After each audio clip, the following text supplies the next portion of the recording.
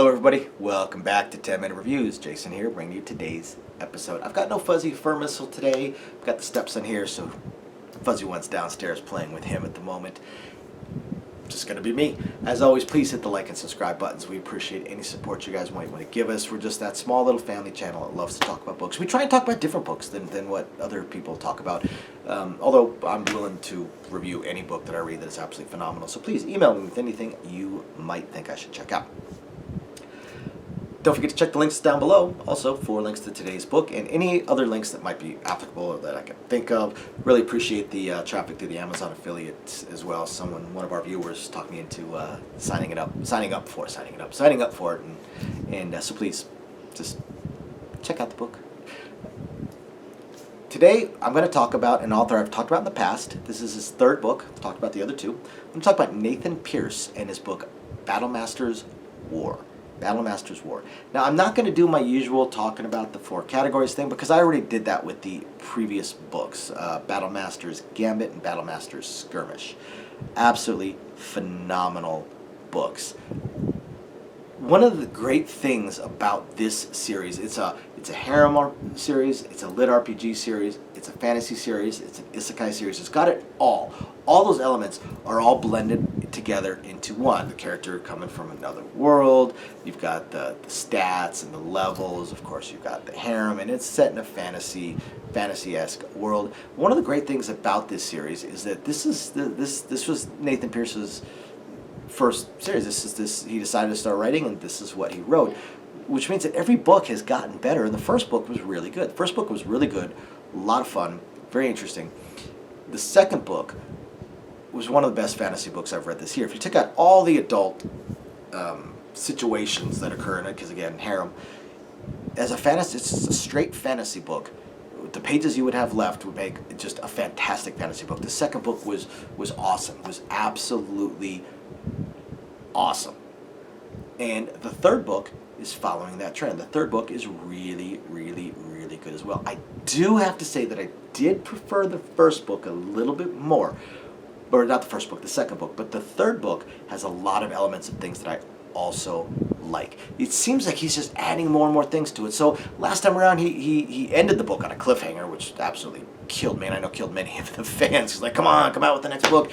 And then, of course, we've got COVID and all these other issues that, people getting sick and businesses still trying to wind up, even though it's been a few years.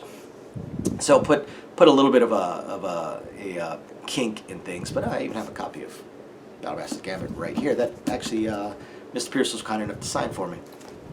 That is, by the way, one of my goals is I try and buy indie author books, and sometimes they do send them to me, although I don't solicit it. I intend to hopefully eventually have a bookshelf full of nothing but indie authors that I have reviewed, so I always try and buy one or two every single month. And one day I hope to have a whole bunch of them signed. I love having signed books. I already have a couple shelves. But anyway, so it ended on a cliffhanger as he was basically captured by this other player and this emperor, king, whatever you may want to call him, warlord, and that's how this book kicks off. Now, in the last book, he got introduced to a bunch of new groups, new tribes, new clans, whatever you want to call them, a couple new quests, and more land, a new world. Found out more about his summons that are tied to him that he considers his wives, and in this book, we kind of expand upon that. He deals with this little captured episode at the beginning, so then we can expand upon the rest. And now, in addition to lit RPG and everything else that's in this, also we get town building. We actually get town building in a way, which gives a little bit of an element of a slice of life to it as well, as Andric now has this town that since he is now the alpha for basically a revitalized clan, and has taken back their land and has taken this town. Now he's building up the town. So now he has to recruit people to come live in this town. He has to build out an administration for this town, and how are they going to give out land and businesses and equipment, how are they going to do taxes, how are they going to keep it safe, especially with magic and with the ability, especially for other players, and now that his main enemy is another player, that have the abilities to teleport and move around between worlds just like he does. How is he going to pull all of this off? And yet this is only a minor subplot within the book. We also have him just dealing with the armies that are included in this the war that's going on, that's controlled by this player, this other player, this uber powerful player that he has issues with a couple of times, and some of their subordinates that are also really, really powerful. And in addition, we also add in a dungeon dive. We also now have a dungeon dive within this one, and it's a pretty cool little dungeon dive. One of the things that I do like about this series as well is how